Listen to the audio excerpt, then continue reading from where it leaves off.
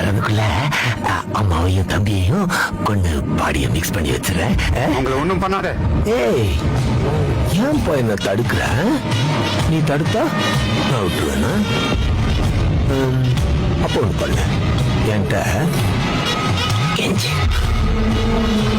கெஞ்சிரா, அவங்கள விட்டுறேன்.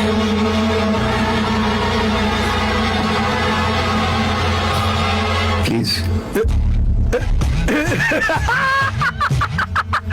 2000 பேருக்கு முன்னாடி என் தம்பிய கொண்டுட்டு இப்ப காது காது வச்ச மாதிரி